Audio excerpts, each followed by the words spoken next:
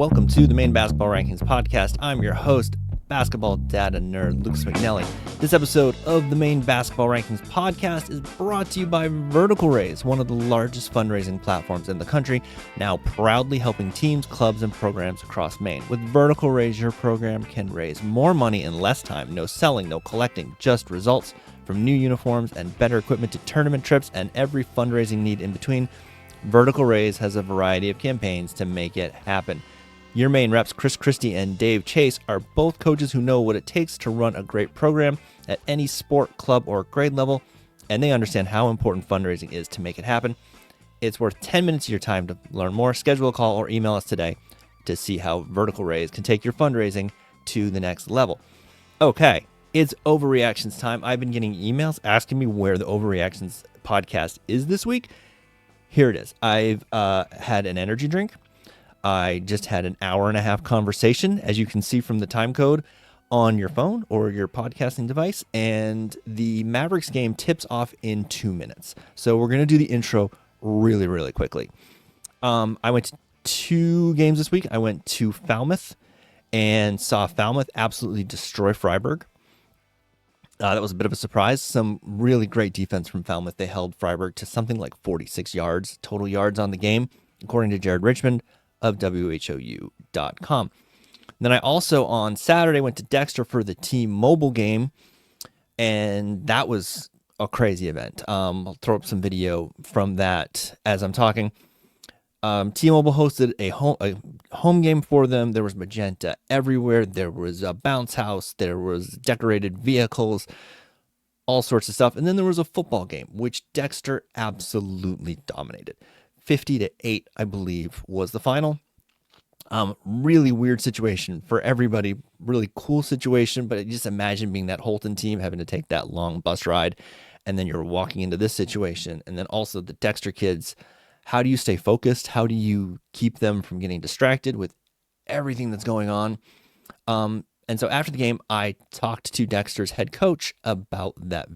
Coach, 50-8 is the final over Horton. How does it feel? Feels great. They're a good team, tough up front.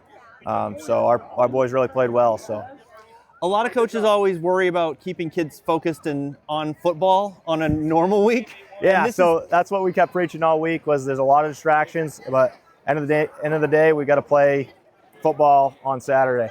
I mean, there couldn't have been more distractions. I imagine. Yeah, there was a lot. TikTok videos we're making.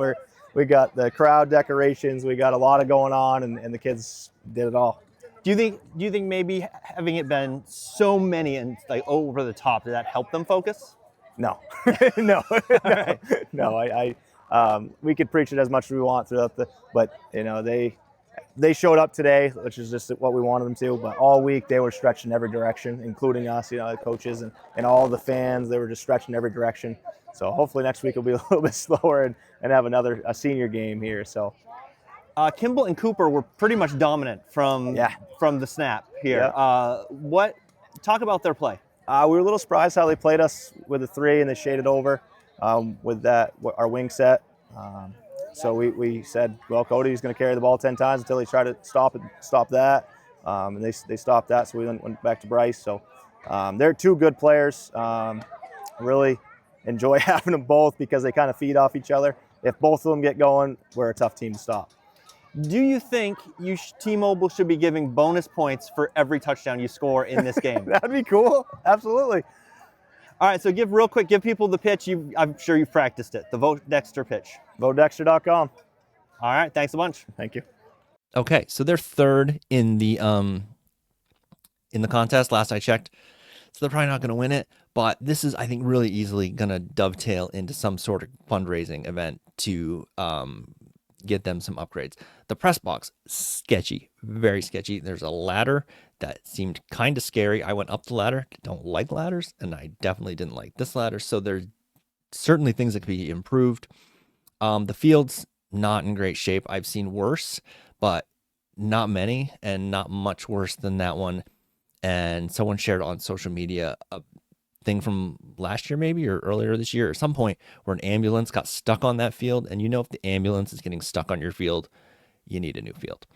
Okay, so Lee Horton is here to overreact to the past weekends of games. Lee is the Varsity Maine editor for the Maine Trust for Local News. He sits at Command Central. It's kind of like the red zone for Maine newspapers or for Varsity Maine, and he sees everything. So he's got a really good handle on what's happening all across the Varsity Maine coverage area, which is most of the football coverage area. So I thought he would be a good person to have come in and do the overreactions with 1 week left in the season. A lot of ways Crabtrees can shake out. If you're wondering where your team can land in the Crabtrees, Andrew Hart has a great post on Facebook for Maine high school football that sort of details nearly every team of how high they can go, how low they can go, what sort of help they might need. So I would definitely encourage you to go find that. I'll try to put that in the show notes. But without further ado, let's go to my conversation with Lee Horton. My guest today is the Varsity Maine editor for the Maine Trust for Local News, Lee Horton. Thanks for joining me. Yeah, thanks for having me. Is it still the Maine Trust for Local News? I feel like that's changed a couple times since it got all started. No, it is the Maine Trust for Local News. Okay. Ever since, for the last couple of years, 2 years and 4 months, I think it's been the Maine Trust for Local News. Okay. So one reason I wanted to have you on is we were talking off air is that you have the overview. Being the editor, you're not at games, but you're getting all the stuff in. You're watching streams. You're looking at box scores. So you have maybe better than a lot of people a sense of most of the state, or at least your coverage area for Varsity Maine, which is most of the state. Yeah. So I thought, well, this will be a good fit because it's week. We got 1 week left, and this is where the rubber meets the road. Yeah, and it's been kind of a fun season. But yeah, I've been jumping around like every Friday night. We do live updates for Varsity Maine, which is the Sun Journal, the Portland Press Herald, Central Maine, which is Kennebec Journal, and the Morning Sentinel. So all those coverage areas, and I just try to find like the best live streams and of the best games and follow them until the games get out of control. Mm-hmm. And I'll usually have a couple going at a time. So I do keep up with it pretty good. And then the reporters are always sending me live updates that I add to our live blog. I'm keeping up with it pretty good the last couple of years. You're plugged in without being there in person. Yeah. Yeah. And so one thing you guys have been doing this year that I've really enjoyed is the text messages. And so if people don't know about that, they can sign up for a text message service. And I was expecting it to just be like, here's a link to a thing or whatever, but they're quite fun. And so I'm going to throw one up here on the screen. This is the last one.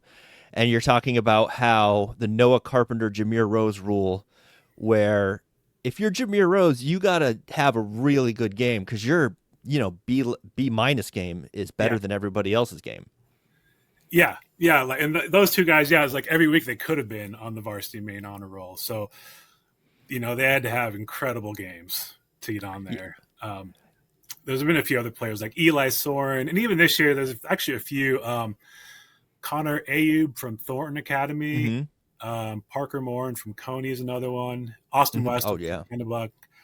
I feel like there might be one more, but it's just to spread the love a little bit, so it's not the same thing every week. But yeah, I have a similar thing with the newsletter where we'll have like a summary of the previous nights, and it's like, okay, Jameer, you had 15 and 8. Okay, let's mention somebody else. Like 15 and 8 to hit is like, oh, okay, that's a pretty good game, but like it's like a first half. Yeah, it's not like a standout game.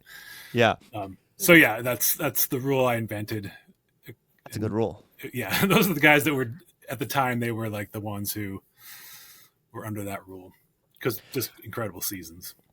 So I'm always interested in when newspapers, especially any media outlet, but especially newspapers, because I think it's safe to say or fair to say that the newspaper industry is in transition, or as a whole, not just you guys, like everybody from the New York Times to the Quaddy Times up in Eastport are all sort of trying to figure out, well, how do we make this work? And so I'm always interested when they try something new like this email or this text message thing. Has it been working? Yeah, I think so. It's So this wasn't my idea. It was one of our audience engagement people. She brought that to me in the summertime, and I'm not the first person to do it. There's somebody else that does it for like concerts and other events that are coming on, like what to do. Okay. In Amesel, I can't remember her last name. It's Ponte, I think. Ponte, yeah. Ponte, yeah. But and I hope I'm saying it correctly. So she was doing it. They brought it to us to try it with sports, and I was like, yeah, that's cool because it's fun to do something a little bit different. I think. Well, and I want to say this. I think it's kind of, and I said this to them, but it's kind of interesting how, like text messages, it's almost like going backwards to like all these different things with text messages. That was like 15 years ago. Like, yeah, he was using that, but it's like kind of a newer. Text messages have survived all these changes to technology. So, and it's been fun, just like trying to have a little bit of personality and like a certain amount of characters, which I can't remember what it is now. And the cool thing about this Varsity Maine one that we have, the football one, is that people can respond to it. Oh, okay. And I haven't had too many responses, but there's been like people like, oh yeah, I live in Washington State and I'm retired and just following along that way. So I've had contacts with people like that. People who always ask me, like, cool. How's Cony doing or whatever. And it's been kind of fun. And the hard part is just like fitting all that. Because if you do want to link to the stories, let them know what we're doing. So like fitting the character limit and, getting in all the good stuff is the challenge. And then having enough room to just sort of do a little bit of riffing and have a little bit of personality and voice to it. Yeah. But not too much. Like I can keep track of like when people unsubscribe, and it seems like if I get too like silly, like I always lose one. Like if I'm like trying to be like be a fact cocky or like quote Taylor Swift. There's somebody's gonna bail. But yeah, and I think you asked how's it going. Like, I think it is successful. It's when we started doing it, it wasn't so much something that thought we were gonna connect with like thousands of people. It's just like a pretty simple way to connect with. Like right now, I think there's almost 200 people. Okay, and so I think. There's a lot of stuff like that. We're not like trying to get a little bit at a time and just kind of hopefully that becomes they connect with us more. But it's also just kind of showing our creativity in all the different ways that we can reach out to people. And sometimes it might blow up and be bigger than we expected. And, in a way, well, we all went to social media thinking that was going to save us. And then the algorithms turns out are not our friends. Yeah. So, the text message, there's no algorithm there. It's just coming to your phone. Like I'm at work and it pops up on my phone. I'm like, oh, Varsity Maine. Yeah. Thing. I forgot to check the stories. I forgot to check the highlights or whatever this week and see who they had as the top performers. Or, did they remember to have my guy in the top performers because he had a really good game? Yeah. I hope they know that. And it's the same way with email, with newsletters. I think that's why newsletters are working, because it's in your inbox and there's a tiny bit of algorithm work there with whether or not it gets sent to spam, but it's old school in a way. Yeah. And like those like inbox and the text messages are the things that have survived. I think inboxes for me, I don't look at mine too much, my personal emails, which I've kind of gotten off of that, which is bad. But if you like have your work email is up all day long, like at most jobs. And so it's kind of a cool way to do it. And then people can just kind of leave it unread and then get to it when they want to, or when they have time. And so it's really cool. And we have a newsletter too. I don't write for that anymore. But I was for a while, but it's another way, like every morning you'll get all of our high school sports stories in your inbox. I'm pretty sure I'm on that one. I'm on the Bangor Daily News one. I know that for sure because I've gotten about 15 emails about Cooper Flagg this week. Okay, yeah, big time. Yeah, this is the week. So I don't know how many of them are from you guys, how many of them are from the Bangor Daily News. I don't know where they're coming from. Yeah, it's just a lot of Cooper Flagg emails. Some are from the NBA. I don't know. Yeah, I think that. Yeah, we've had a few. We haven't had a ton of Cooper Flagg stories, but we had Drew Bonifant wrote a pretty good one yesterday. That went up. But yeah, so it might not be us but yeah, I mean, that's basketball. It's a cool thing. Yeah. I should mention we're recording this before the season debut. We're recording this like 2 hours before that game, so we have no knowledge of what happened in that game. Yeah, so if he pulls like a Gordon Hayward and gets injured for the season, then like knock on wood. Yeah, we have no idea. Yeah, we don't know what's happening in the Celtics game. We don't know anything. Yeah, and we hope it's going great. Yeah, for everybody involved.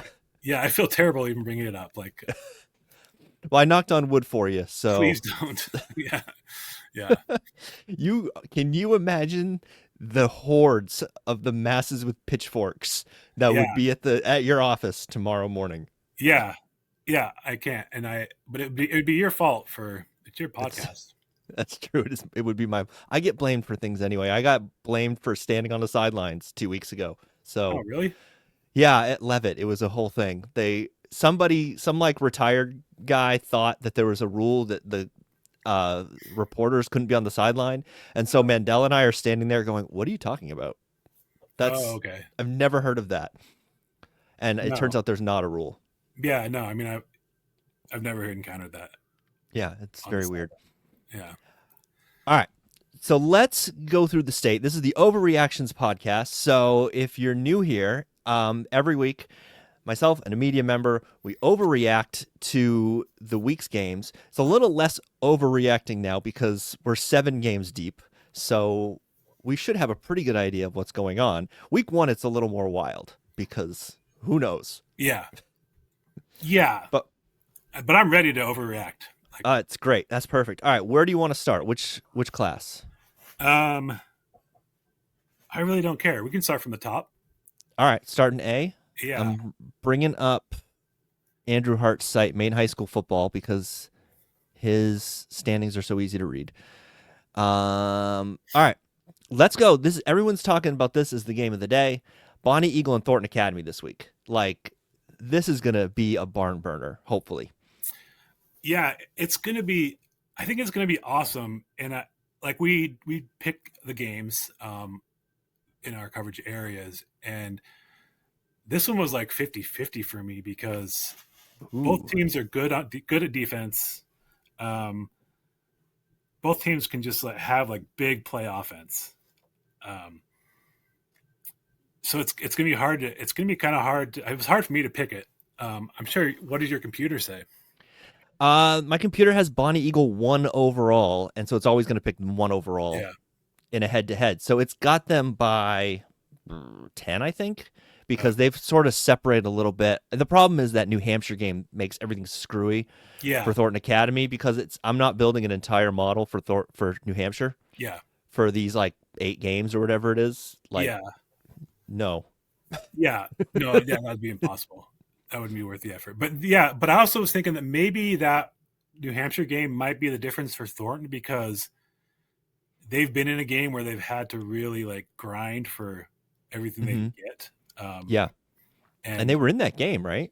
Yeah, I watched the stream of that one, and I think through 3 quarters, or maybe in the third quarter is when it got a little bit crazy, when it got out of control. But I think they even led at halftime, and they played it pretty solid. I mean, they had some fumbles, but they were able to stop Bedford pretty good in that game.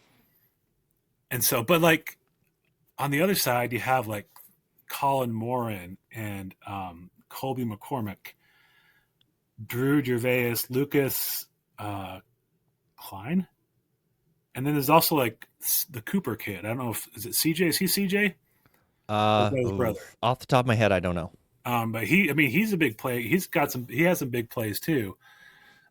So it's kind of a hard game to pick for me. It is a hard game and the other thing is Bonny Eagle's been blowing everybody out. Yeah. They finally gave up some points this past week against, I think it was Massabesic. Maybe? Was it? Yeah, Massabesic. And Thornton Academy's been pretty much blowing everybody out. I saw them against Portland, and that was not even close. Yeah. Yeah. I was surprised. Everyone I think I talked to beforehand thought Thornton Academy would win, but I don't think anyone thought it would be by that much. And it would be that over dominant. over by the end of the first quarter. Oh yeah, it was rough. Yeah. That was probably one of the streams you clicked off of pretty quickly. Yeah. I was like, oh, this. Yeah, I thought I was gonna be settling in for the night there, but it was. Yeah, I moved on to something else. It was a long drive for a very short game. Yeah. Oh, that's right. Because you went from where Damascotta. Damascotta, yeah. Yeah. That was not worth it for you. But yeah, it was. No. It was just so weird how. I mean, they just had short fields. It's like I don't even know what you can take away from that game about, especially about Thornton. I don't know if you can take much away. That's the thing. You get those short fields, and like the game's over before it starts. Yeah. And it was like a shanked punt and like a fumble, and they missed on fourth and short. I mean, you swing one or two of those, and maybe the game comes out differently. Yeah, like Portland, like you don't demoralize them early on. They can stick around. So, but yeah, so it's just really hard to tell with both Bonny Eagle and Thornton, like who's going to win. I picked Thornton because I've been voting them number one in the poll for a few weeks. So I stuck with that, but I'm not confident in that pick at all. Those are two teams where they haven't, like for my model's purposes, they haven't really been tested by a known quantity. So it's like Bonny Eagle blowing everybody out every week. You're like, okay, but how good are these teams that they're blowing out? Every week, it's exactly it's one of the great dilemmas of trying. And then they blew out Portland, system. But Portland didn't have Cordell Jones, right? That's the game he missed, right? He missed something. He missed a game. Yeah, I'm pretty sure it was that game, but yeah, so you can't tell. I mean, even that game, you can't. That was their chance to be tested, and they haven't been tested. So it's kind of tough to know for sure, but I think they're both really good teams, really well coached, veteran players. They've been there before. Yeah, there's classic programs. Yeah, there's like nothing you can say that's like that this either team doesn't have. Right, and it's the pedigrees where it's not some team out of nowhere where you're like, oh, I don't know about these guys. Yeah, you're like, well, it's Bonny Eagle, Thornton Academy, sure, of course they're there. Yeah, and I think both of them. I know that like Thornton has been like the program for the last like 10 years or so, but if anybody's going to beat them, usually it's Bonny Eagle. Oxford Hills had a couple years that they were the team, but like, Bonny Eagle's Portland last year. Yeah, the consistent foe. And then looking lower here, it looks like Noble's good. It looks like they're going to settle in as the 3 seed. And then we've got, do you think Scarborough can catch South Portland for that final playoff spot? No, I don't think so. I think South Portland is I think they're a good 4-3 team. And I think they also blew out Scarborough recently. And so I think that South Portland's probably going to be. I mean, this isn't the last week, so they both play again. 2 weeks, yeah. Yeah, so I think South Portland plays Portland next week. That sounds right. Which would kind of possibly bring them back to like a 5. If they lose this week under 500, but South Portland they were the team that a lot of people thought were going to be really good coming into the season, like maybe even the favorite because of how much talent they had. And it just kind of hasn't worked out that way for whatever reason. And they did lose one of their players to prep school. But yeah, and I think they've kind of come on lately too. So I think that South Portland is going to be a solid number 4 there. Okay. And then on the other side, Portland's going to be the 1, I think. And then you've got Bangor at 2, and Portland blew out Bangor right early in the year, like week 2 or something. Yeah, and I think it got close towards the end, but it was like 49-26 or something like that. But it was before it was out of control before that. Yeah, and so then you've got Oxford Hills, Deering, and Wyndham all fighting for 2 spots because I'm assuming Edward Little and Lewiston are done. Yeah, they're on to basketball season. Yeah. I don't think even mathematically they have a chance. I don't think so. Yeah, and so that's tough. I think it's going to be Portland. I really think it's going to be hard for anybody but Portland to be win that region.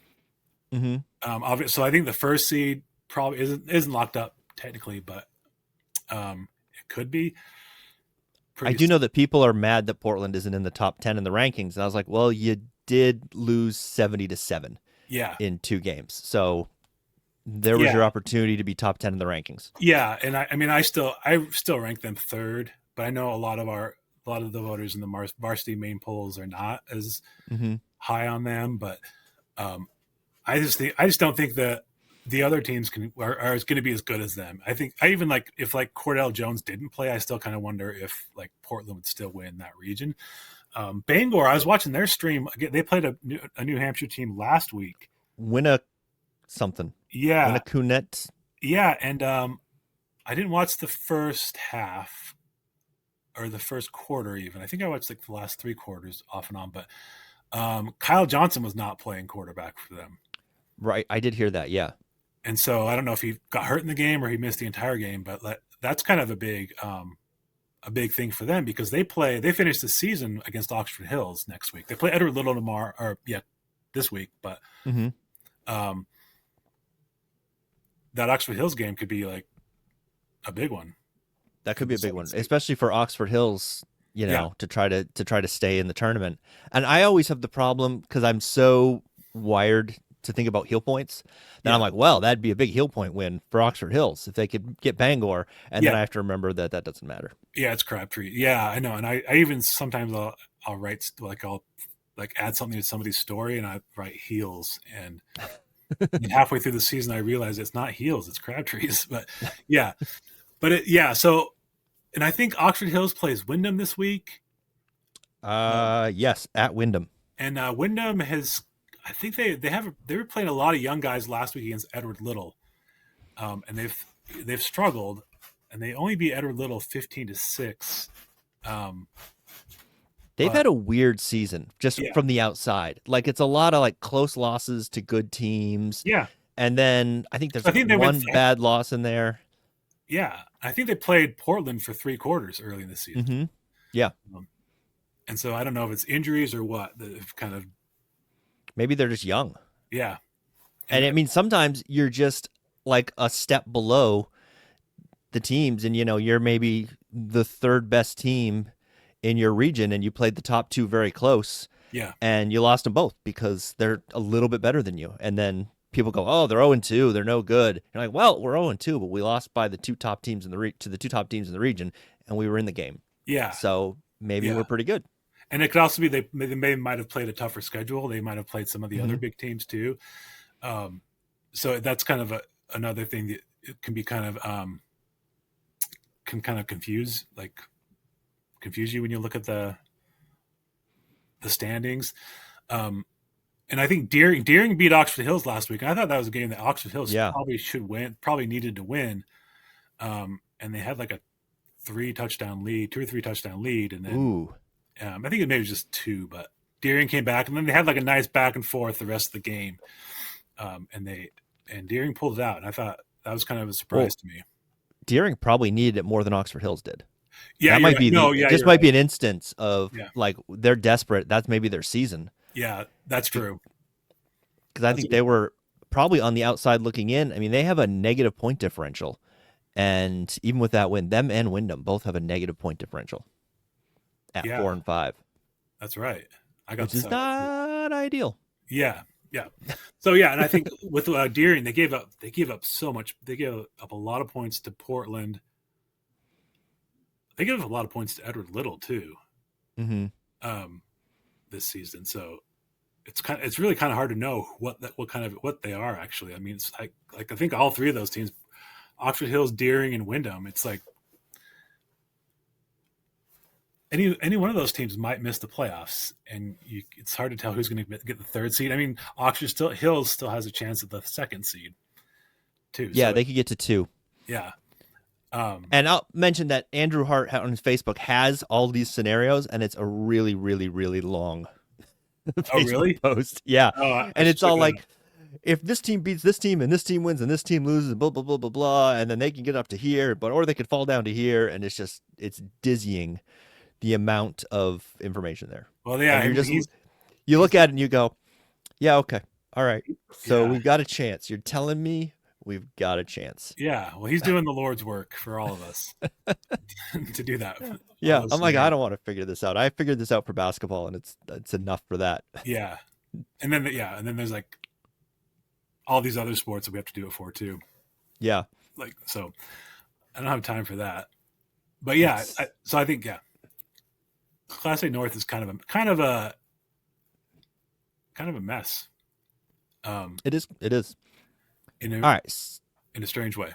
Speaking of messes, Mhm. let's go to B South Yeah. I love that one. because holy crap. Yeah. You've got Westbrook at 6-1, Kennebunk at 6-1, then Falmouth and Marshwood at 4-3, and then Cheverus is 4-3, and they're 5th. Yeah. And then you've got Gorham and Biddeford. And Yikes. Falmouth and Cheverus play this week. And so one of those Yes. teams is going to be 4-4.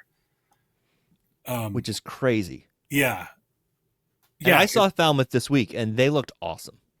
Did they? Yeah, they looked really good against, who was it? Freiburg. Okay. Freiburg had something like, according to Jared Richmond from WHOU, had something like 46 yards in the game. Oh, really? Oh, wow. Yeah, their defense was just everywhere. Okay. And they were pretty much getting whatever they wanted on offense. And I think they've had a few games like that Yeah. season. They're very banged up. I know that. They're missing Okay. like 7 starters to injury. Oh, okay. So that's probably why. Okay. Because I think they haven't been a disappointment so much, but they've been losing the big games against those. Yeah. They actually beat Westbrook pretty good. But Mhm. they lost to Kennebunk. They lost to Marshwood. Who was their third loss to? Greely. Greely. Oh yeah. And nobody beat Greely. So that's 3 quality losses. Yeah. That are close games. So they're one of the teams, like, it's hard to know exactly what they are. So it's weird thinking that they could be going to 500 this week if they don't win. Mm-hmm. And the model's really high on them. The computer loves them. Oh, really? They're top 5. They've been top 5 the entire year, even when they were like 1 and 2 or whatever. Okay. Yeah, So I've it's been very high on them too. When I've been voting them, like, I haven't. There's been a few times I've taken them out of our top 10, but like, they've had some tough losses, but like to good teams, to really good teams. Yeah, and part of it is that the computer factors in last year. It starts with last year as a starting point, because otherwise you can't make any predictions for week 1. Oh, okay. You know, you got to have something. You got to have something to go with. And it's like, okay, yeah, they're losing these games, but they're close games to good teams. So, okay. Yeah. And I think, they haven't lost to anybody that they should have beaten so far. And yeah, I think they held Westbrook to, I think, less than 10 points. I think just a touchdown. I think it was 14-10. Oh, was it? No, Westbrook. No, Westbrook. Yeah, I'm thinking of Kennebunk. Sorry. Yeah. Yeah, Westbrook was really close. And then Falmouth is like the one I'm always watching. Like, what are they going to do? And they've given up 99 points this year is all. But Westbrook is like the story of the year. Yeah. Because that's how high were you on them at the beginning of the year? Like, how on your radar? Like, they weren't even on my radar. Like, I didn't really pay attention to them coming into this. It was like Falmouth and Kennebunk, Marshwood, and I heard people talk about Cheverus, but yeah, Westbrook is like, and I like Westbrook. The first football game I ever covered in Maine was Westbrook at Levitt. And Westbrook won. I think it was like Levitt's only losing season since I've been in Maine. Were you able to stand on the sidelines, or did they? Yeah, I was like all over this. Yeah, I was like every inch of the sideline was covered. I'm joking because I've heard from the Levitt coaches, and they think the whole thing is hilarious. Oh, really? Oh, okay. Yeah. No. And like, I mean, they do have a lot of coaches on that sideline, but it's a lot of coaches. But no problems there. But yeah, they and also like their nickname is the Blue Blazes, so I'm always like, I don't know what it's a cool means. nickname. Yeah, it's just different. I also don't know what that means, but it's cool. But so I'm always like, those are the teams I like to see do well, the ones that don't do it very well, and then they have weird nicknames. So, but they weren't on my radar at all, and they just keep winning. I mean, they started the season by beating, or they were the ones that beat Wells right off the bat, or was that Hermon? That was Hermon. Hermon had Wells and Foxcroft the first 2 weeks. That's right. Who did Westbrook beat in the first game? Do you remember? I can bring it up.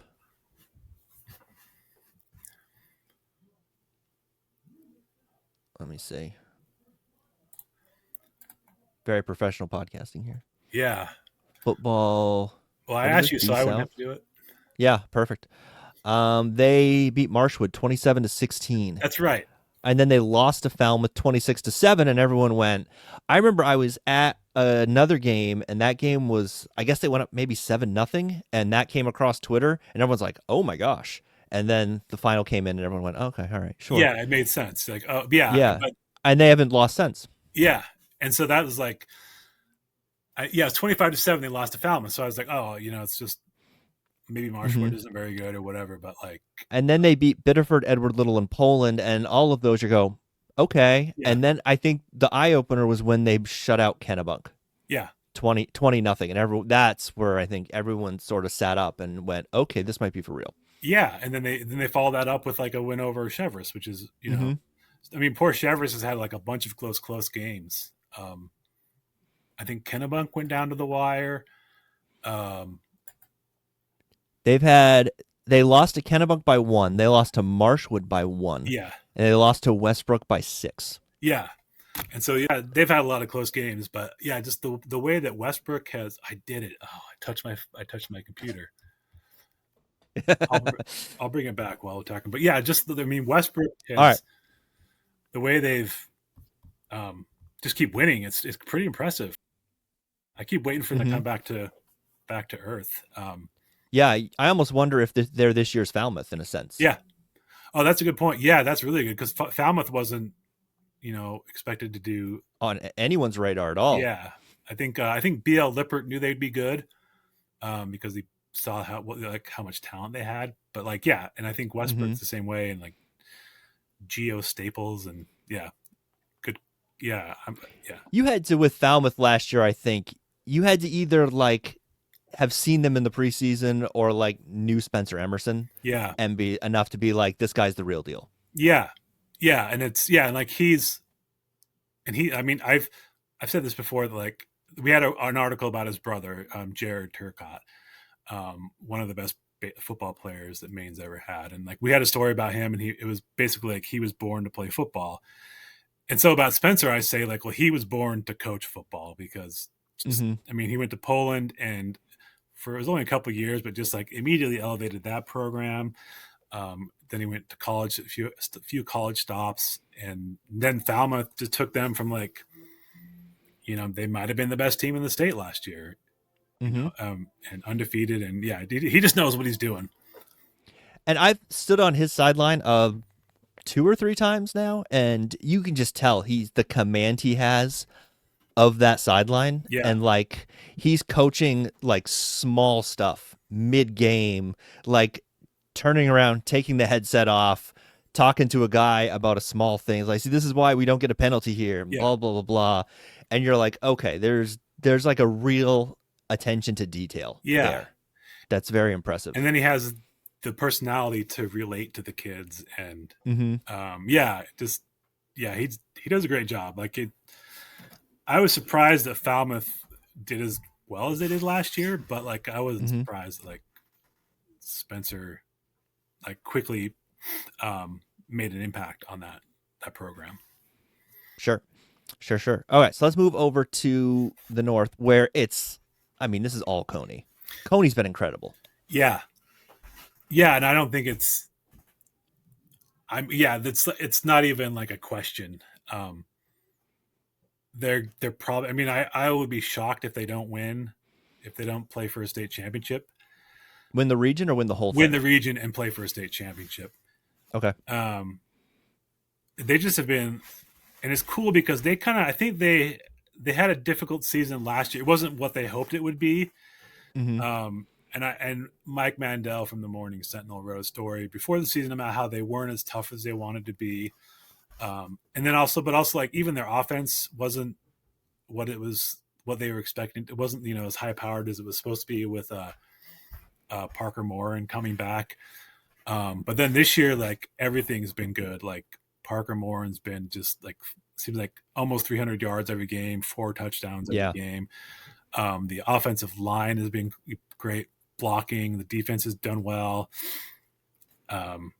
Is he Jameer Rosed now for the standout players? Oh yeah, he definitely is he on the list. Yeah, he is. Yeah. I mean, I think he still has been honored like 3 times, but like, yeah, he's had to really earn it to get there. I remember talking to Mandel in the preseason, I think at Cony League, and I think it was at Cony League, and he said that they were a little more dialed in than they had been in the previous year. I think that's who told me that. And so I wasn't shocked when they started hot. Yeah. Let's say. But it's just been like dominating week after week. Like, I don't know. Have they even had like I don't think they've had. I don't think they've been tested. Yeah. And it is kind of a strange region because Lawrence has had some weird losses. And then Messalonsky's they've been kind of up and down.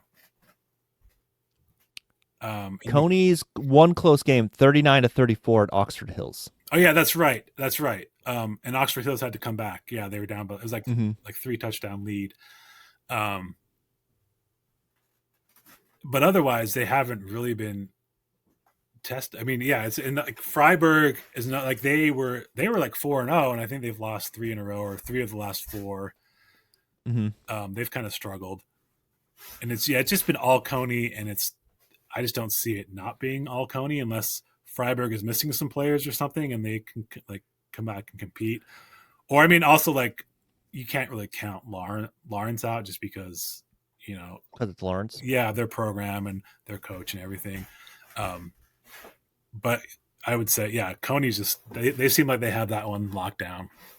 And then they have Gardner in that rivalry game. Yeah, this week, which will be there will be a lot of people there, I think. Yeah, and it's 7-0 and 6-1. Yep, and this is Mike Mandel has a couple stories about this, but this is the best records they've ever had, and it's the longest rivalry in the state. And this, oh, really? Okay. And this is the best combined records the teams have ever had in the rivalry. Oh. And that's like so 140 games. All of Augusta and all of Gardner will be there, is what you're saying. Yeah. Yeah, it's huge. Yeah, it's one of the biggest games. And I think I mean, I'm interested to see how Gardner does because they are, 6-1? 6-1 with the one loss being to Levitt. And they got just like routed by smoked. Levitt. Yeah. And I mean, when we get to Class C, it's like there's a lot of teams in Class C where you don't really know what to expect from them. Let's go to Class C. Yeah. This is everybody's favorite class. Yeah, and it's really fun. It's just chaos. I mean, Greely keeps beating everybody, and I think they finish the season with their 2 easiest opponents, which is Oceanside and Hampton. And and so they're going to win the region. And what a great shift from 8-man football to 11-man. It's incredible. I mean, I didn't expect it because they lost some players last year, some key players, which isn't, I mean, and everybody does, but when you're going from 8-man, losing a couple players to 11-man, so you're already you're kind of already starting down 3 players when you do that. I mean, you're in 8-man for a reason. Yeah. I mean, it just that they used 8-man to build their program, and they didn't just build it to win a state championship. They've built it to go beyond that. Luke Piper, he's only a junior. He's a great quarterback. He's awesome. I've seen him twice, and he's been really good in both games. Yeah, and then Noah Allen, great running back. And they've had an interesting season though, because almost every game has been close. Yeah, they were. I think they had a pretty big lead on Levitt, but then Levitt came back and Greely won by 2 points. That was an incredible game. Yeah, and then the same thing with Falmouth. They had a big lead, and then Falmouth came back in the 4th quarter on them. I believe it went to overtime, but Greely won.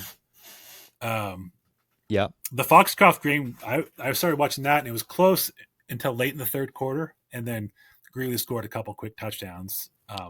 The Wells game was tied at 14 at one. No, they were down 14-7, I think. Yeah. And so they've played a lot of close games, which is, could that be concerning, or the fact that they've won it, could that also show that they've,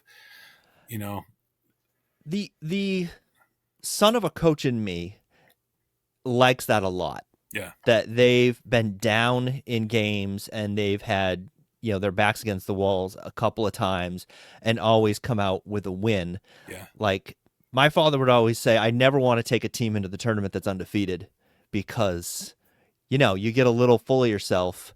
And so if I had to pick between Greely's situation and say Bonny Eagles' situation, I would rather have Greely's situation because I've been down in games and I've had to come back and do stuff like that. And you kind of know what's wrong with your team. When you're blowing everybody out, you can kind of say like, oh, well, I think that we, don't play very good man-to-man defense or whatever, man defense, but like, do you really believe that? No one's proved us wrong. Really believe that? That's the big thing. Do your players believe that? Yeah. And so, but the thing with Greely though, is that they've also put themselves in those situations where they had big leads and lost them. But I mean, they're pretty loaded. I mean, yeah, Noah Allen, Luke Piper, Ben Kyles, the two Justice kids, Sean and Jackson, I think. But yeah, they're just like, they're going to be tough to beat, but not impossible. And did you see the heartwarming thing with their manager? Yes. Where he scored the touchdown? Yes. That was pretty cool. That looked very cool. That was very cool. Yeah. And did they keep the touchdown on the scoreboard or did they take it off the scoreboard? It was I think it was like before the game, technically. Oh, okay. And then they started playing after that. But that was kind of imagine cool. It'd be hard to agree to that. Be like, no, we'll spot you 7 points. Yeah, especially Hampton. It's not like basketball where they're like, 2 points, sure, why not? Yeah, in Hampton's like, are we even going to score points? We're not going to give you any, But yeah, it was cool. we might be drawing dead at 7-0. And so, but it was, it was kind of a cool moment that they did that. Yeah. And I was watching the stream afterwards because it started at 8:00 that game, dude. So I just had it going in the background while I was working. And I looked over and they were like doing the handshake line, and I think it was him who was like leading them through the handshake line, and just like he was just like fired up like after the game. That's so cool. Yeah, and really really excited about it.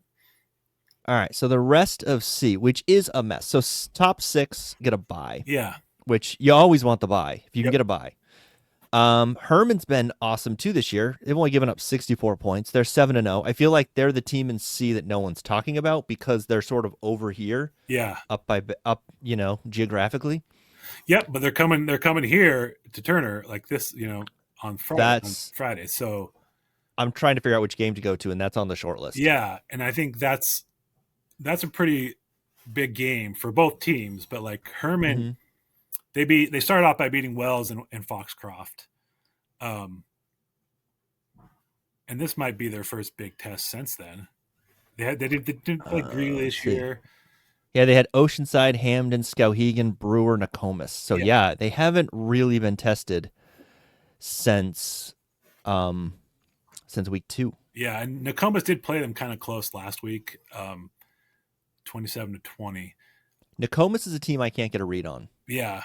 But Hermon, so it's like this could be, and this might be Hermon's biggest test of the season, coming to Turner to play Levitt.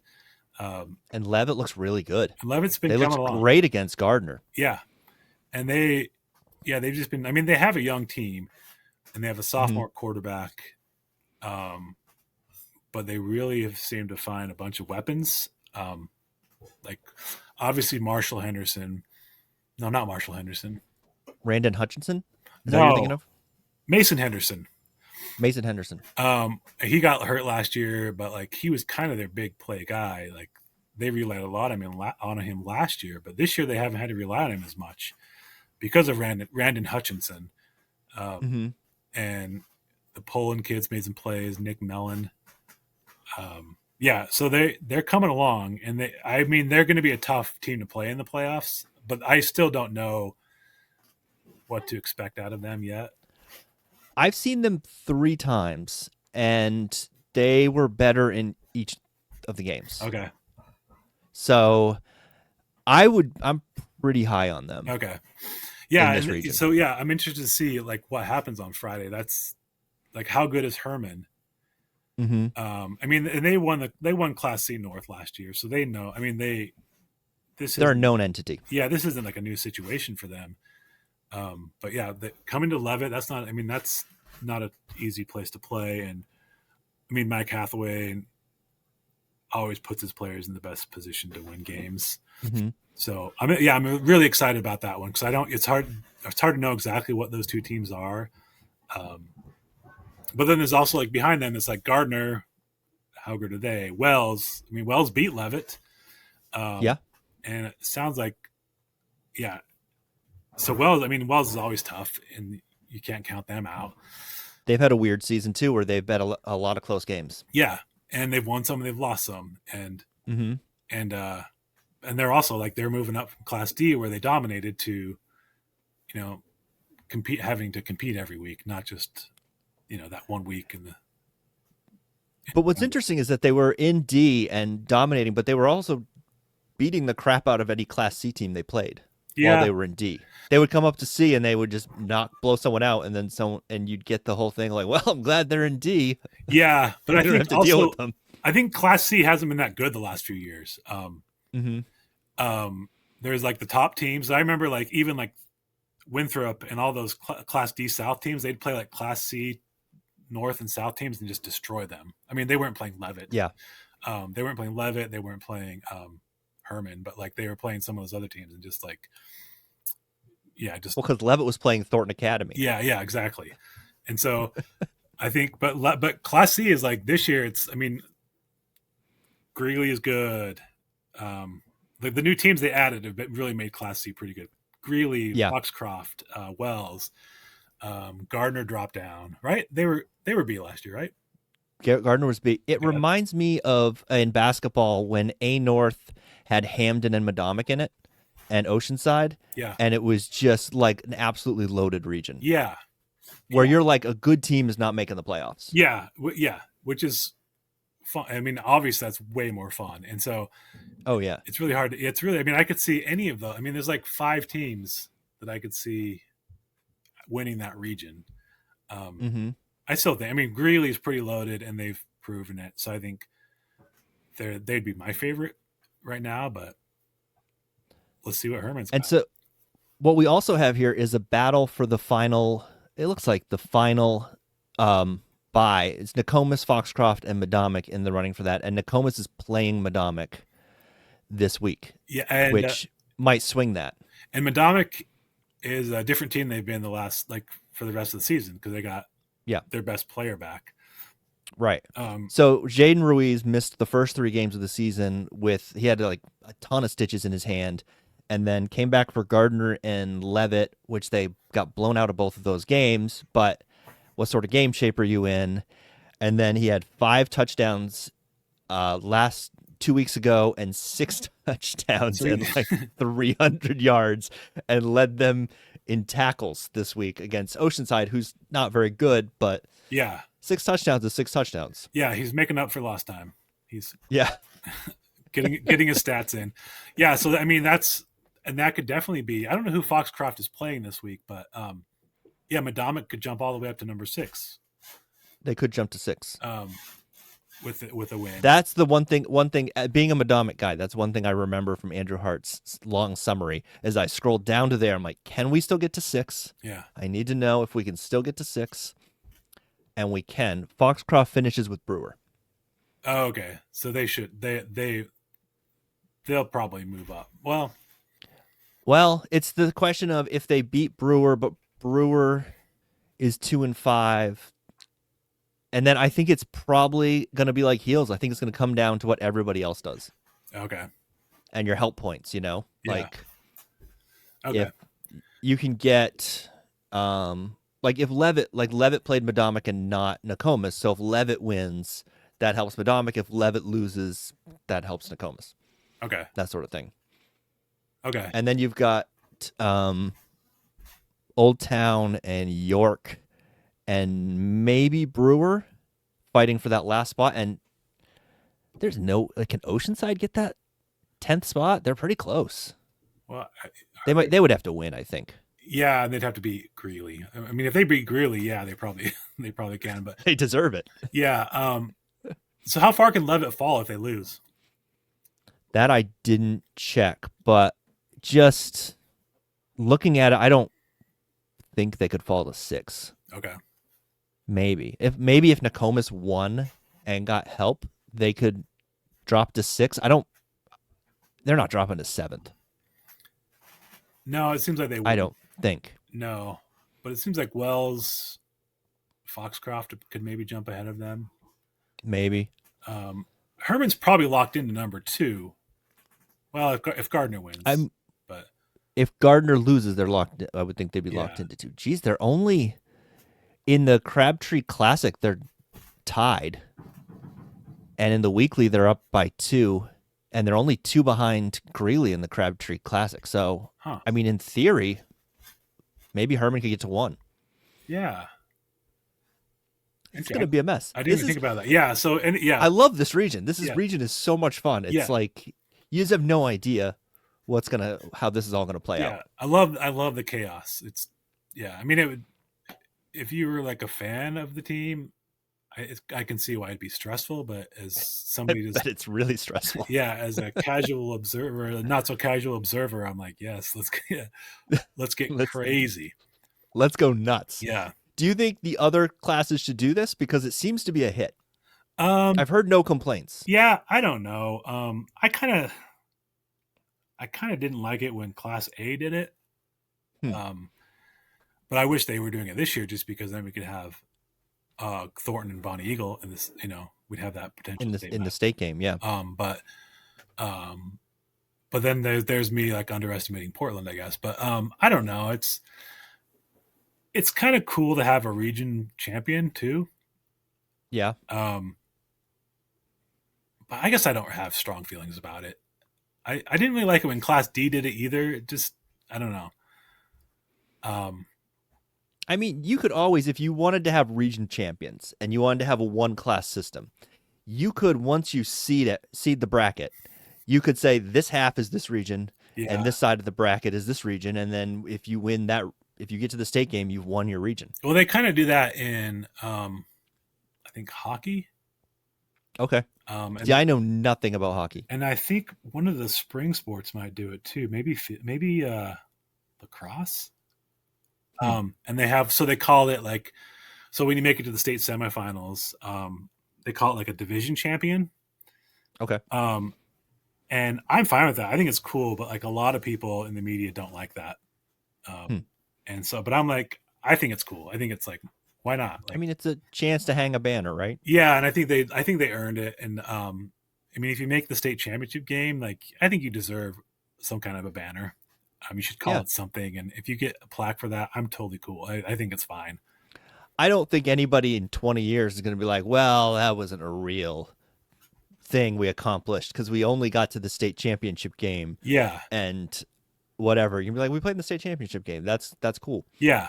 And just saying, like, it just makes it easier to say, like, we were regional champions instead of like, we won, we made it to the state championship game.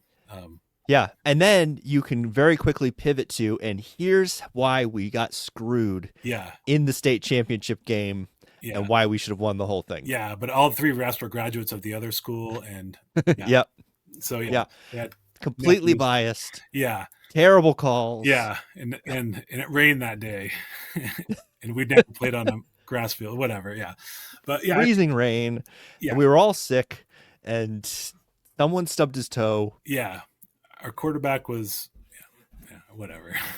He was the coach's son, and he shouldn't have been playing. Yeah, I should have been playing. I should have been the quarterback. Yeah, let me tell you, he's trying to get him a scholarship or whatever. But I don't have strong feelings about it. I kind of like the regions, but I mean, there's Class C South has been so, and Class C North has been kind of weak. Because Levitt they struggled last year and they lost their best player like early in the season. And they still made it to the regional final. That's your bad year for Levitt is regional final. Yeah. Which is like still like kind of show that they stuck with it and they showed some improvement over the season. They got over some bad losses, and but it wasn't like a normal Levitt team, and so it's kind of nice to have. We don't have that this year.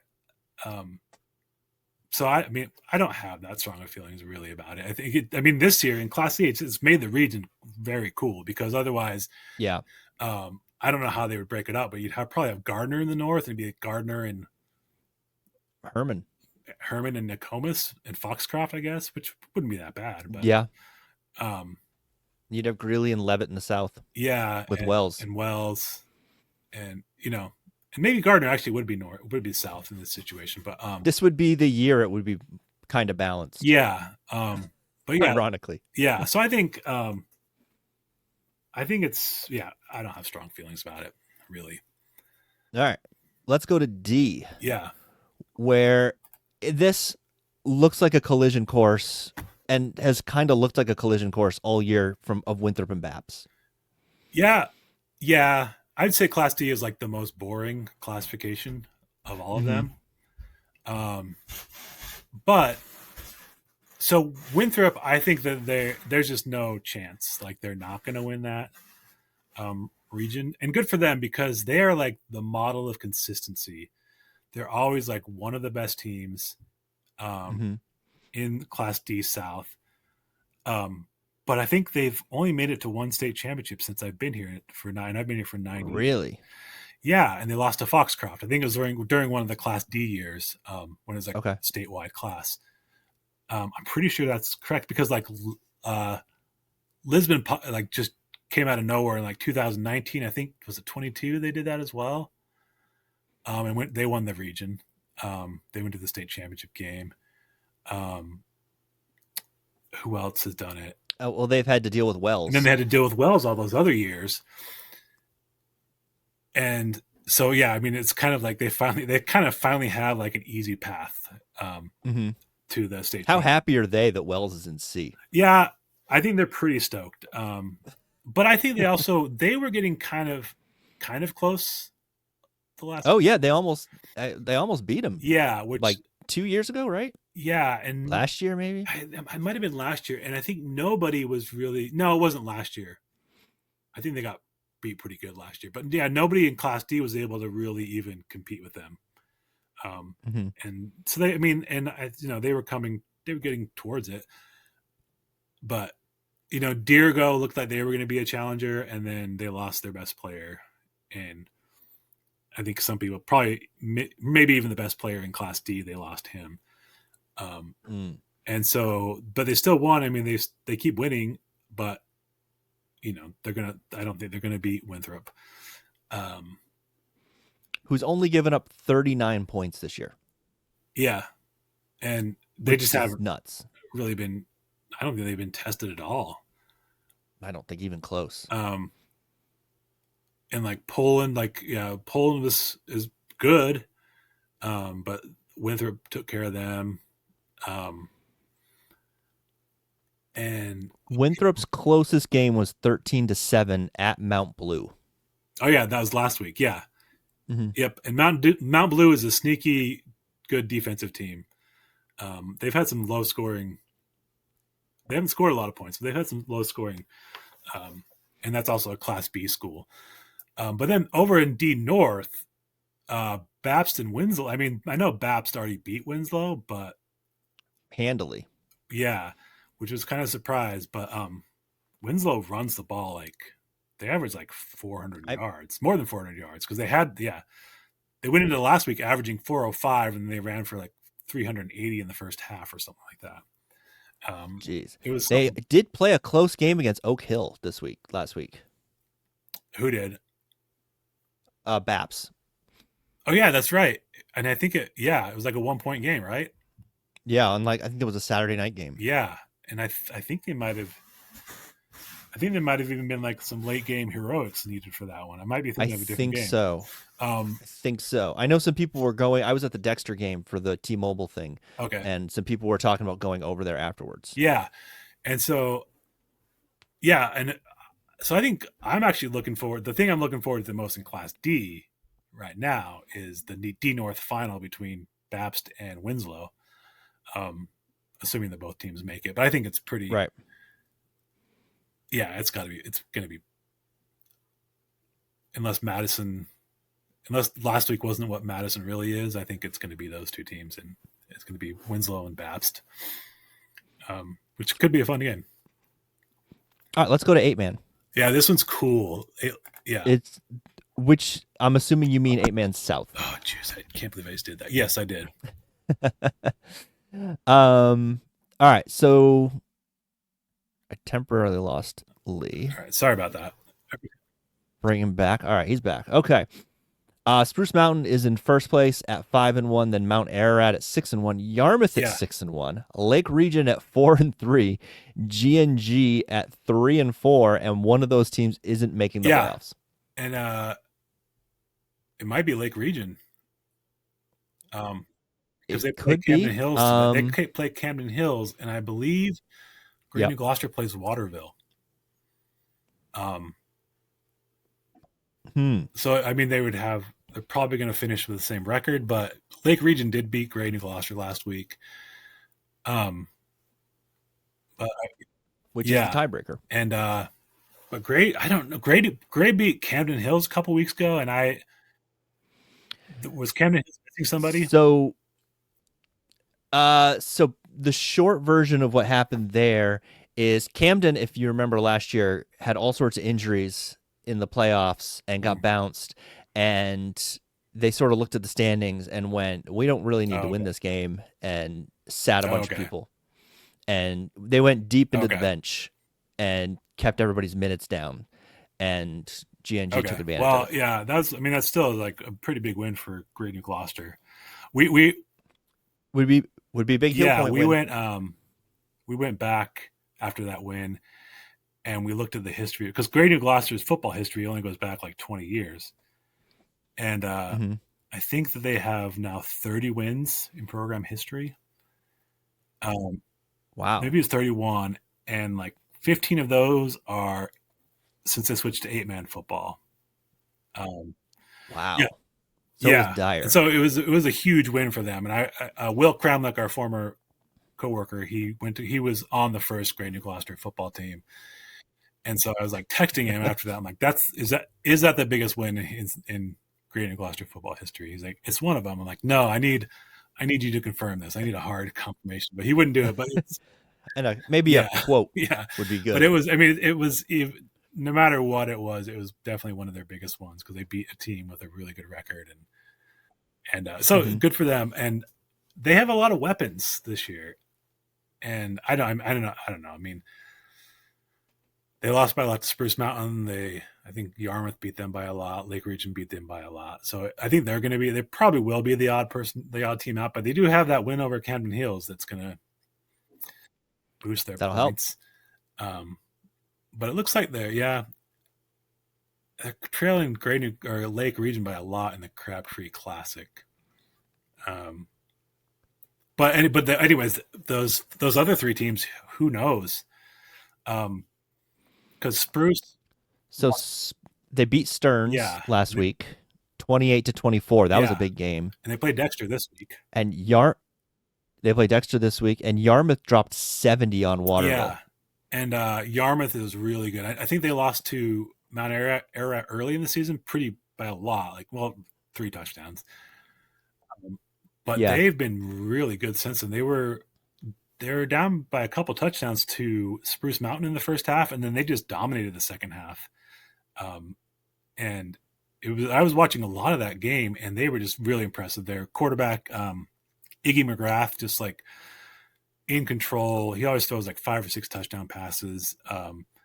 They've got some good runners, some good receivers, I think a good receiver out of the backfield who catches a lot of the touchdown passes. Like, they're a good team. And I kind of think they might win. But then again, Spruce Mountain is loaded with, like, every year, like, Spruce Mountain seems to have like some 1 or 2 just like super talented players. And they've got like 3 of them this year. And it's 8-man football. Their quarterback, Dylan Jewett, who is a basketball player. And then Austin Armandi, I think, also a basketball player. And Owen Kelvey. And There might actually be another one that I'm forgetting. Oh, then like Levi Richards. Anyway, Levi, the receiver, they've had some big plays there too. Him and Jewett. So they're kind of loaded. I don't know. I mean, Mount Ararat. It's hard to say with them, but they lost to Camden Hills, but I was at that game. yeah, They were up at the half, and Camden pulled away in the second half. But I mean, it was a close game. And so I think Ararat's pretty good this year. So I'm interested to see how that one's going to play out. Those three teams at the top. Oh, and is Lake Region going to make a, Some people, Ryan McLaughlin is high on Lake Region. So, yeah, I mean, they're 4-3. They lost 3 in a row, which whenever a team loses 3 in a row, you think, maybe someone was hurt. But one of those was 60-54 at OOB. Oh, that's right. And that was the third game. Was that the third loss of the 3? That was the third loss, So they really lost like 2 in a row because like playing OOB that close. OOB doesn't count. I mean, I guess that's a loss, but like, that's a good loss. That's not a bad game at all. That just shows how good they are, really. Who else did they lose to? They lost to Yarmouth, right? They lost to Yarmouth and Mount Ararat. They lost. Yarmouth they lost by 14, and Mount Ararat they lost 58-22.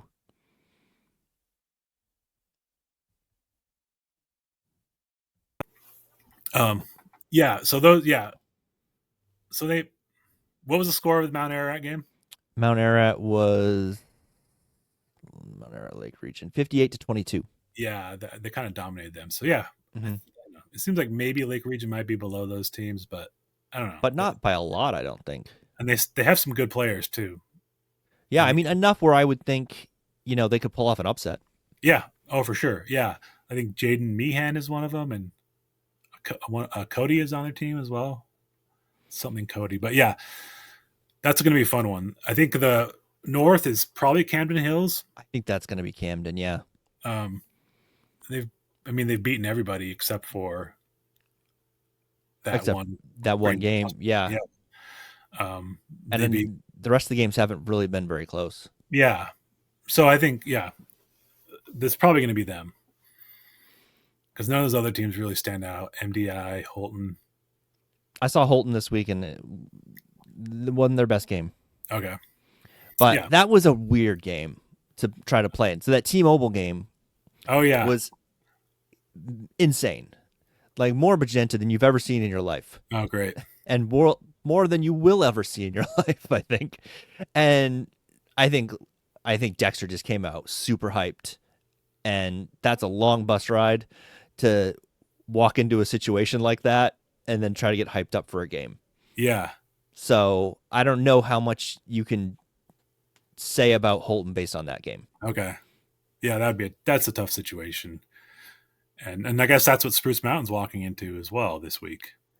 Yeah, well, I don't think it'll be as magenta-y because that was the one that T-Mobile hosted.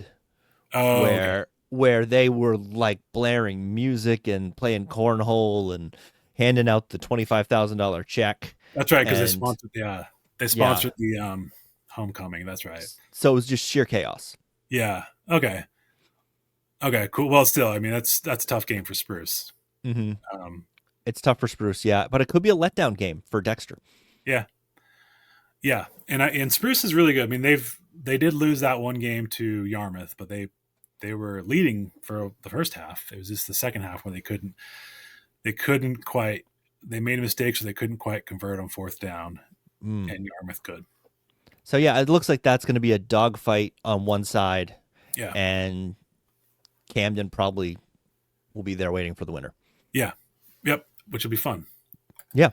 All right, let's go to the South or the 8-man small in the South. Oh, it's all OOB. This is their region. Like they've just dominated this region for so long.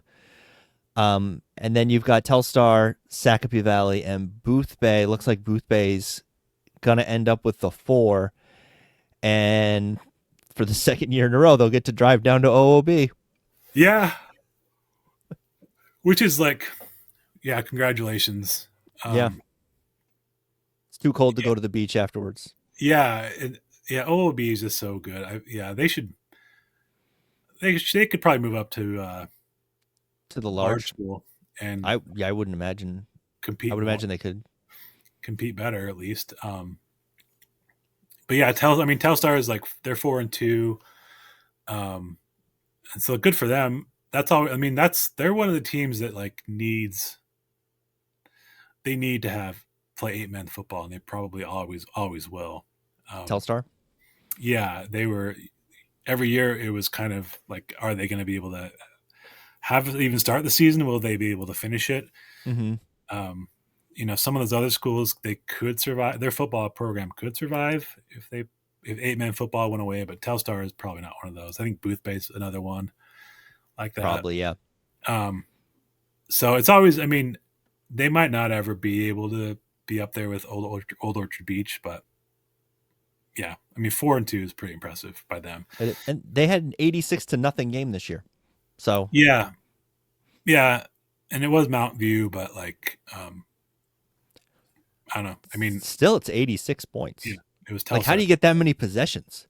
Yeah, you just keep. Yeah, probably a lot of turnovers and probably a lot of fumbled kickoffs. Yeah, so and but on the other side, I guess it seems like it's Stearns, and Stearns played OOB close for a half. Yeah. And this is the region where, let me double check this. Only 2 teams have a positive point differential. Dexter in 3rd place and Stearns in first place, and 2nd place Orono has a negative point differential. Oh wow, by a lot. At 5-2. Which that's really hard to do. Yeah. They probably played at OOB, didn't they? I think so. That's one way to do it. Yeah. Is you get blown out by OOB. And maybe they got blown out by Stearns as well. So yeah, it seems like Stearns kind of has that one locked down unless Dexter has something. Orono lost 60-18 to Old Orchard Beach and 60-22 to Stearns. Okay. And then that was the first 2 games of the year. So have fun, kids. First 2 games, and then they've been fine. Digging out of that hole. They beat Dexter 46-40. Okay. That was probably a lot of fun. Yeah. And they just beat Washington Academy last week 28-21. These games have all been kind of close, other than the first 2. Horton was 50-44. Trape was 42-26. MDI 34-22. So they've been in all these games. Yeah. Yep. And that's so, but yeah, it seems like it's Stearns and OB again. Mm-hmm. And that might be that actually might be more boring than Class D. It might be. As far as, it seems kind of set there. In Class D, you at least have BAPS and Winslow. And that's at least something. Yeah. So yeah, and I feel kind of bad for OOB because they just don't. It's hard for them to schedule, like, play anybody. Yeah, that's one of the issues they've had with the rankings. Not that they care, but is the rest of the South has been so soft the last couple of years. That's like, I call it the Oceanside problem in basketball, where they would play Belfast like seemingly 4 times a year in December. And they'd win all those games by 50, and then you're like, well, why aren't we ranked higher? It's like, well, you're supposed to beat them by 50. Yeah. Like, what do you want? Yeah, you didn't surprise anybody, yeah. Yeah, it's like, and then once the schedule gets a little harder, but for OOB, the schedule just didn't get harder because there weren't any teams there. Yeah, and I think, I remember last year looking at it closely. I think for almost the entire year, their strength of schedule was the worst in the entire, like in any region. But they tried. This year they've played up a little bit, haven't they? I think they've played up a little. They played Stearns. That's a long drive to Stearns. Yeah, but then they played Booth. Then they played the people in the region. They played Orono. But then it was like everybody in the South: Booth Bay, Telstar, Sacopee. Oh, they played Lake Region as well. And then, right. Trape, and then they finished with Cape Elizabeth. So it's kind of too bad for them. Really, it'd be interesting. You couldn't do this, but if they could play like some of the 11-man schools, but I don't even know how you would even begin to do that. But then you could get some more competition. Yeah. Well, when I was in Washington State, there was a lot of 8-man football there, and there was this really good team that was in our coverage area, and they started doing that, like their non-league games. They started scheduling like 11-man teams. Really? Yeah, and they would they'd win those ones pretty easily too, just because. That's got to be tricky to adapt on the fly. That's what I thought too, and I think it might be a little bit different here, but they grew up playing 11-man football. Like their youth leagues were all 11-man. Okay. It's just like when they got to high school, they didn't have they had a smaller school. And so it wasn't that big of a deal. And I don't think they ever lost one of those 11-man games. They weren't playing the greatest teams, but that's crazy. Yeah, it was just like just dominating those teams too. And so they could do it. I mean, it would be different, but I think the other thing with Washington is they play 8-man football in a normal sized field. Oh, interesting. They don't bring in the sidelines at all, and so that's allowed. Yeah, and so that means that like the games can get kind of out of hand. Like, like when certain teams, like 100 points is not out of the question when some teams play. Wow. It doesn't happen that often, but it makes like the state championship games more exciting because like every play could be like the back break, like right. Everyone could go for like a long, like 80 yards is always in play. Yeah, and so when two good teams are playing, it's pretty fun because anything can happen. And tackling skill is like the most important part of it. Like you have to be able to, right? Really, an open field tackle. Yeah. And that's usually the team that wins. But so I mean, it could. There's ways that it could happen. And I think it seems like a lot of teams here, the 8-man teams, they play 8-man in their youth leagues, or I think so. I know OOB, it's like 8-man is their thing. Yeah. Like I don't think they're playing 8-man in order to rebuild the program to get back to 11-man. I think they're in 8-man for good. Yeah, and they've been there since the beginning. In fact, they played the first game. First 8-man game was between them and. Weren't they like the Telstar? Isn't Dean Plant like the big proponent of it? I think he's one of them. Yeah, I think Travis Lesargic wrote a column last year that called him the godfather of 8-man football. But yeah, I think like he was one of the big proponents because he was also the athletic director. He was the football coach of one of the small schools. And so I don't think their situation was as dire as like Telstar and Booth Bay, but I also don't think they were competing much in Class D South. Right. Oak Hill and Winthrop and Dirigo and Lisbon. So it seems like they're there to stay. But yeah, it would be kind of fun to see them go up to 8-man large and just see what they can do. See what they could do. See if they can hang. But I don't know what they have coming back after this year, because they lost Plant and Proventure last year. Mm-hmm. Is that his name? But then they have Gallant and Trot Moody, who are probably seniors. So I don't know if they're going to be as dominant. I don't know. I don't know what they have. You always wonder with the team that's been that good for that long. They're like, it's just a system, and there's a new wave coming in every year. Yeah, kind of like what Levitt usually has. Mm-hmm. And every once in a while they kind of come down, but yeah, it kind of seems like that. I mean, when you're going 8-0 every year, it's a lot easier to convince kids to come out for football. Yeah. It's like, hey, we're going to play for the state championship like every year. Yeah. And you get your backup quarterback can play like half the game. That's true. You get a lot of minutes for the JVs. Yeah. And so they're a little bit more experienced when it comes, like when their time, like when they've only played against like, the lesser teams, but they still got some good game experience. There's still some of the starters in there against them, probably. Yeah, and I think especially that first quarter they play, I don't think the team like lays off the gas too much. They still, try to score some points, but so they do have it. That gives them the opportunity to build for the future. It kind of stinks for the seniors because they only get to play like half of their senior year, but Yep. But yeah, and then you get that in basketball too, where a team's dominant, and it's like, yeah, I would have scored 1,000 points in my career, but I only played in the first half. Yeah, of every game. Yeah, we were so good that it was it kind of makes it hard. But man, I can't wait for basketball season. But yeah, it's kind of hard. I feel bad. Like I remember that Levitt team 2 years ago. They had an awesome season. Everything was cool, but I always kind of felt bad for like those kids because they didn't get to play the full game hardly at all. Sure.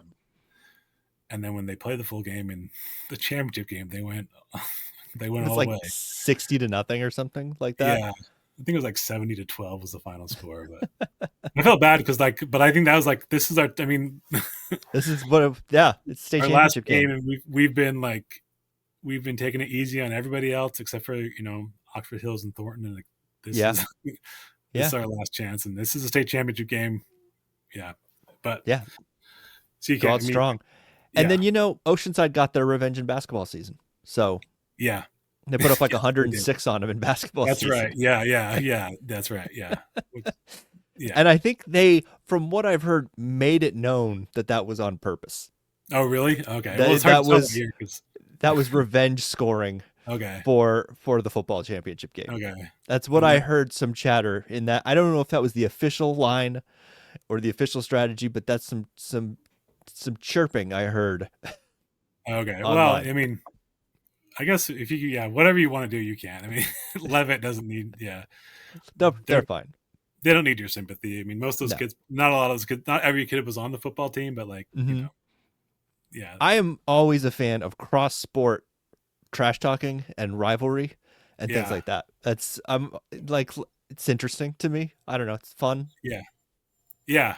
When it's relevant like that. I mean, and there was, I mean, the Oceanside team had the best basketball play. That was an incredible players team. were on the football team. Mm-hmm. And I think you can't really say the same about Levitt, but still, I mean, there were still enough of those kids. There's some crossover. Yeah, there was a little bit of crossover. There's the same coach. Yeah, and the same coach too. Yeah, so it might have been more. It might have been more towards him. I don't know, but I don't think their feelings were that hurt by it. Yeah, they're fine. Yeah. They'll get over it. Yeah. So speaking of basketball, are we doing the text message? Bringing it all back here. Are we doing the text messaging for basketball season 2? Yes, we are. Yeah, we talked about it. Yeah, we've had a meeting about it. Does the little icon change on my phone when the text message comes in? Yeah, it's gonna be a new sign up. Oh, okay. Just because there's gonna be some people on the football that don't want the basketball. Mm-hmm. And you don't want to lose them from the football thing. Yeah, you just don't want to like annoy them. Like, sure. You don't want. Yeah, you just like. I don't think you want to force somebody to unsubscribe. Mm-hmm. It just seems like that's a challenge I have with covering. Them, also, you just don't like. I don't know. It just seems uncool to like. We had you sign up, and now we're gonna make you unsubscribe. I don't know. Uncouth. I've found that I haven't had that problem doing football. Like I haven't had newsletter people say I'm out because you're doing football. They just don't open the emails. Oh yeah, and that's I think that might be easier in an inbox than text messages, especially when I send a text message at like 9:30 at night on Friday nights for the scores. But yeah, we're gonna do that. It's gonna be we're still trying to figure out like exactly what we're gonna do. Football is kind of easy because it's like games at the end of the week, so you're like once a week. You build up throughout the week, and then I text the scores on Friday nights. But basketball is like every day of the week, and we don't know if we're gonna send a text message. We're not gonna send a text message every night at 9:30. Yeah. So we're So we're kind of figuring out 10 o'clock on a Tuesday. We're gonna do, but do I want this text message? Keep doing it. Oh. I feel like you froze. I did freeze for a minute there. Okay. Yeah. We're gonna do it. Awesome. I'm looking for. How do people sign up if they still want to sign up for the text messages? Yeah. For football season, because there's still the playoffs. We're still accepting subscribers. If you go to the sunjournal.com/highschoolsports, pressherald.com/highschoolsports, or centralmaine.com/highschoolsports, it's going to be one of the top stories. It's up there. It's been just kind of there the entire time. It's like a banner, right, or something. Yeah, and there's also banners throughout the site, but there's like a little like off to the, if you're on the desktop, it's off to the right, little green logo. Click that and you sign up, and it's great. I mean, it's just a great time. It's I mean, I don't want to hype it up too much, but it might be the highlight of your week. Plus, you can reply to it, which is new information I have. Yeah, now. You can reply. Yeah, and I prefer if you don't reply about what we're not covering. But I mean, it's your text message. Nobody's done that so far, which I appreciate. Why aren't you covering this Horton at Valley game? Yeah, yeah. Mike Mandel can drive up to Horton. Why? Yeah. Why not?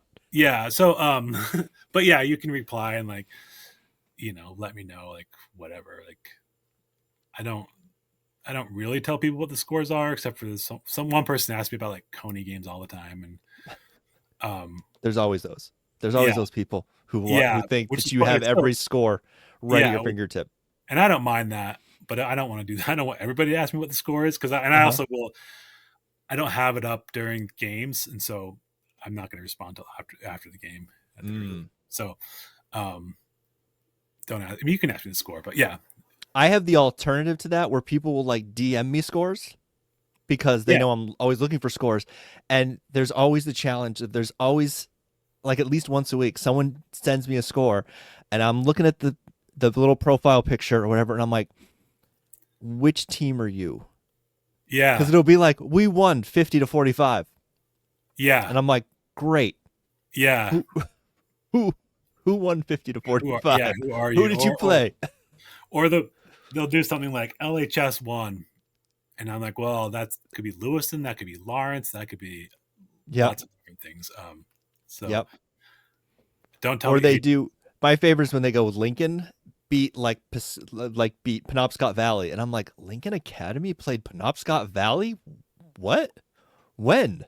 And they're like, no, that's the town of Lincoln, the school in the town of Lincoln, which might be Piscataquis or something. Oh yeah, like Jackman, yeah, Jackman and Forest Hills. Forest Hills is Jackman, yeah. And I was thinking about maybe even this week, like, hey, send me your scores if you're at the games, but it's also like, that's not the worst idea. Yeah, but then I'd have to watch that. I don't know. I guess that's not the worst idea. Well, then, because sometimes the scores don't come in very quickly, so that's how, because I have the scoreboard on my site and people enter the scores there, and that's more accurate than the ADs and quicker. Yeah, because it's parents doing it. Yeah, you're right. And it also, because I spend a lot of time, like from 9 to like 9:30, I'm just trying to find every score I can, because I send out a text message like about 9:30. It's usually like 9:40, but I want to have as many scores right off the bat as I can. In basketball season, I'm always trying to get every score by 10 p.m. Oh, that's really? my goal. And there's like a scramble of like Ben Barr is trying to get them, and everybody's trying to get the scores, and so it's like this big crowdsourcing project. To try to find like Twitter, Facebook, the streams, and you're like, does anyone have the Jonesport Beals score? For the love of God, does anyone know? Did they even play? No one knows. And in this football season, I'm like, why? Like this game's, I'm like, why can't I find this score? And then I find out that it was changed to Saturday. There were a couple of those last week where I was like, why am I missing like 4 scores? This is crazy. And then they were all moved to Saturday. Yeah, and so that happens, but it's a scramble just to find. I mean, basketball just sounds impossible because it's like boys and girls basketball. Boys and girls, it's sheer chaos. Yeah, but people are really good with the scoreboard. And like, if I do a game, like if I go to like last year, I went to Falmouth Wyndham in Falmouth, and by the time I got home, I think I was only missing like 3 scores, boys and girls, of people just putting them in, and they're going, "Oh, okay, great." Oh, so that's cool. Yeah. saved me so much time, because when I started this, I'd be up till midnight and I'd have 75% of them. Oh, wow. Okay. So that's a lot faster. Yeah, it's a lot faster. Do you ever get like wrong scores? Like that's every so often. Because I'll get fewer wrong scores from the scoreboard of people putting them in than if I grab the scores from the MPA's website. Because there's more mistakes on the MPA's website than people putting them in. Because I've seen things where they'll send it to you guys and they'll send it to the MPA, and I'm like, okay, but I saw them tweet a picture of the scoreboard at the final, and that score doesn't match what they sent to Varsity Maine and the MPA. So I'm gonna go with the picture of the scoreboard. Yeah, and sometimes even the coach will send it. Like the coach will they'll send forget the it. Score. Yeah, they'll be like, we won. I don't know, by 10. I think it was 10. Like, it was 4-1. Then you're like 60. I think we had 60, and they had 50. I don't know. I'm counting 5 goals here, and you said you scored 4. Oh, yeah, sorry about that. And yeah. All right. All right. Well, I should let you go. Yeah. They sign up for the text messages. They're super fun, and they also remind you that you didn't check to see who was the players who had the big performances this past week, and that you completely forgot because you got bogged down with something else. So it's a great reminder. And video highlights. The video highlights are fun. Mm-hmm. And yeah, thanks, Lee. It's great coverage. You do a fantastic job over there. Thank you. Yeah, and I want to plug a few things. We got a lot. A lot going on right now. Like, you can also sign up for our newsletter, the Varsity Maine newsletter. But like, we have our games of the week up for all 3 coverage areas. Cony, Gardner, and we chose that as the Varsity Maine game of the week. Ooh. That's the Central Maine and Varsity Maine game of the week. And then we have Thornton and Bonny Eagle, and then Levitt and Hermon. So there's some good stuff about that. Our storylines, and then Mike Mandel has written some good. He wrote a really good story yesterday about the 5 most anticipated Gardner Cony matchups in history. Ooh, that's fun. So he went to the archives for that one. So there's some really good stuff on our websites this right now for these games, and also our football picks, which I'm pretty sure I'm still winning. Ooh, nice. And so yeah. So you definitely want to check out while I'm still winning. Ignore if it falls apart later. Yeah. Before it falls apart. It was a bad call. The refs were totally in the tank for the other team. Yeah. The refs hate that team as much as your computer hates the team.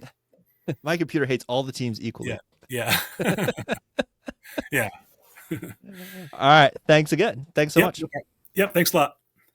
Okay, that's the show. Thanks again to Lee. I'm not going to do a movie corner because the Mavericks game is about to start, and I'm obviously going to go watch that. This has been a production of MaineBasketballRankings.com, your source for the most comprehensive coverage of Maine high school basketball, from Ashlands to York and everywhere in between. This podcast is available wherever you listen to podcasts and a bunch of places you don't.